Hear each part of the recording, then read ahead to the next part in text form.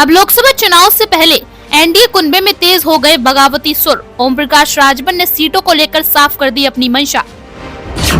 UP और बिहार में ओम प्रकाश राजभर ने इतनी सीटों की रखी मांग तो एनडीए की सहयोगी पार्टियां उठाने लगी सवाल।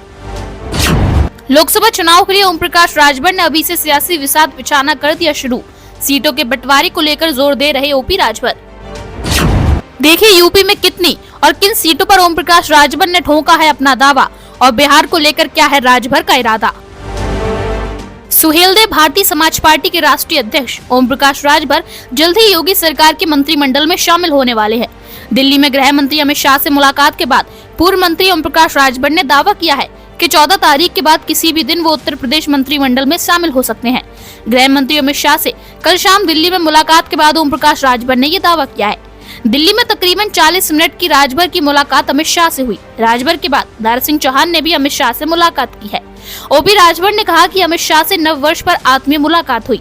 इसके साथ ही उन्होंने कहा कि उत्तर प्रदेश और बिहार की वर्तमान राजनीतिक परिस्थिति, लोकसभा चुनाव की तैयारी सहित राजभर जाति को अनुसूचित जनजाति में शामिल किए जाने के लिए प्रस्ताव को जल्द ही उत्तर प्रदेश सरकार से दिल्ली सरकार को रिपोर्ट मांगने पर चर्चा हुई।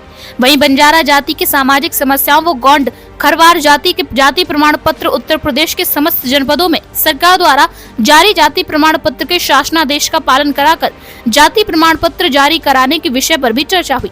उन्होंने कहा कि अमित शाह से वंचित शोषित वर्गों के हितों से जुड़े कई अहम विषयों पर सकारात्मक चर्चा हुई है और जल्द ही उन पर क्रियान्वयन भी होगा।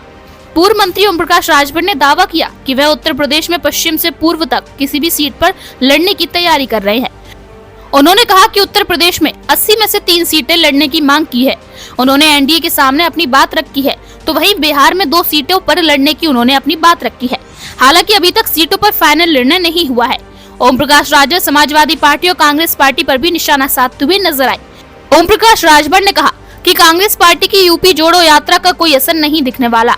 उन्होंने कहा कि उत्तर प्रदेश टूटा नहीं है और कांग्रेस पार्टी सड़कों पर लोगों को जोड़ने का काम कर रही है, पर हम गांव गली मोहल्ले में जाकर के लोगों को जोड़ने का काम करते हैं। उन्होंने अखिलेश यादव पर भी निशाना साधते हुए कहा कि भगवान किसी को बुलाते नहीं है, जिसकी जाने की इच्छा होती है वह स्वयं जाता है।